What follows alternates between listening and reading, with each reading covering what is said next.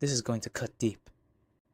If you've been in bed with a woman, there's a high chance, let's be blunt, almost a certainty, that you've been performing sex so badly that she's silently building tomorrow's to-do list while you're congratulating yourself for being a beast.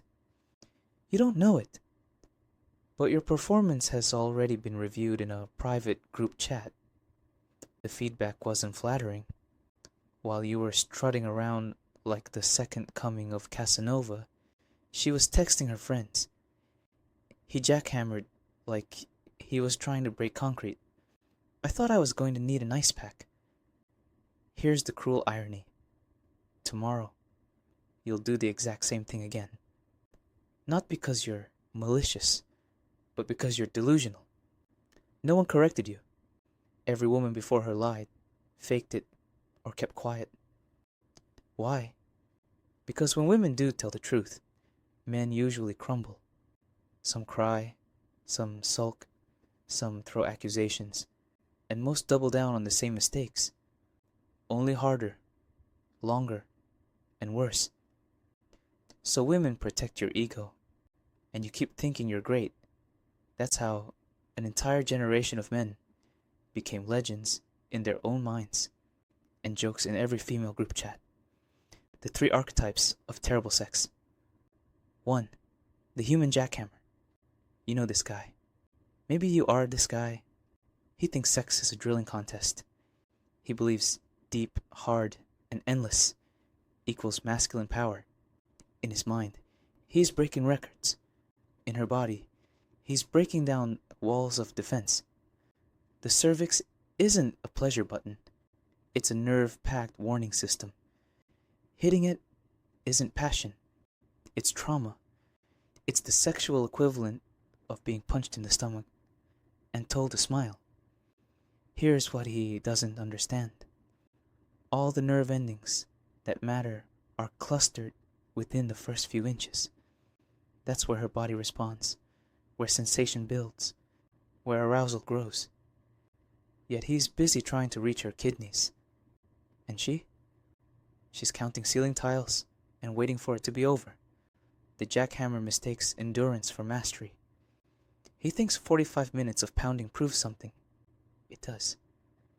It proves he's as emotionally intelligent as a power tool. 2. The porn replica. This man's entire education came from videos staged under studio lights. His sex is a highlight reel of what he's seen on screen. Constant position changes, exaggerated dominance, and cartoonish dirty talk. He doesn't understand that porn is performance art. It's staged like an action film. Nobody in real life takes 40 punches to the face. And nobody in real life wants to be flipped like a pancake every 30 seconds. What does she experience? 0 rhythm, 0 build-up. Every position reset throws her arousal back to baseline. It's like trying to cook by turning the stove on and off every minute. Nothing heats up, nothing builds, nothing works. And when he throws in choking, spitting, or slapping, without discussion, without context, he's not dominant. He's reckless. She's not moaning. She's wondering how she ended up in a low-budget MMA fight. 3. The narcissist. This one is perhaps the most insidious. He's not having sex with her. He's performing for himself. Every move is rehearsed. Every thrust is calculated for how he looks, not how she feels. He flexes, poses, angles himself to catch a reflection in the mirror. She isn't a partner. She's a prop. Some of these men run sex like a Broadway play. Act 1, Act 2, Act 3. No improvisation allowed.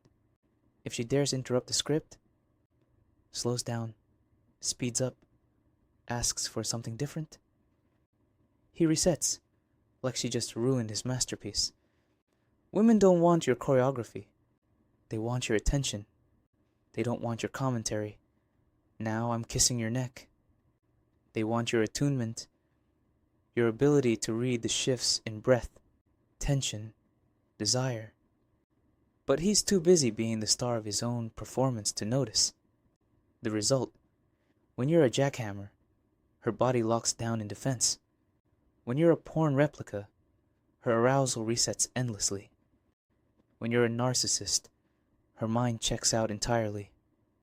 And then you wonder why she never initiates, why she always has a headache, why she prefers emotional intimacy over physical. It's not because she doesn't like sex. It's because she doesn't like sex with you. The hidden conversation. Here's the part men hate to hear. Women do talk about your performance in detail. In group chats you'll never see. They trade survival strategies. When he starts jackhammering, I just do Kegels so he finishes faster. Mine flips me every 30 seconds. I just fake moans so he thinks it's working. Schedule sex for when he's tired. It's shorter. That's not intimacy. That's endurance training. And if you think that doesn't apply to you, it applies especially to you. The only difference is your story hasn't hit the group chat yet. What good sex actually looks like. It's not about going deeper. It's about going slower. It's not about performance. It's about presence. It's not about ego. It's about attunement. Good sex requires noticing her breath, her body, her reactions. It requires understanding that arousal is as much psychological as it is physical. Women need consistency to build arousal. They need rhythm to reach release. They need your focus, not your fantasy. The female body isn't a puzzle to solve. It's a conversation to engage with. If you can't listen, you can't lead. The hard truth. But most of you won't change. You'll laugh this off. You'll say, "That's not me. My girl loves what I do." She told you that, yes. But she also told you your mom was amazing. Your shorts look good. And that size doesn't matter. Lies told for peace, not for truth. The volgende bar is so low it's underground. Women celebrate mediocrity because mediocrity feels like mercy compared to the disasters most men bring to bed. A man who doesn't jackhammer?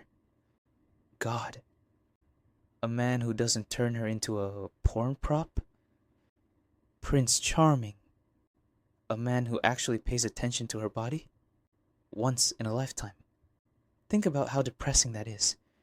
Here's the challenge. Stop lying to yourself. Stop thinking your moves make you special. Stop confusing noise with pleasure. Stop mistaking performance for intimacy. Start paying attention. Start listening. Start realizing that sex isn't something you do to her. It's something you share with her. Because the only thing worse than bad sex is bad sex with a man who genuinely thinks he's amazing at it. And statistically speaking, that's you.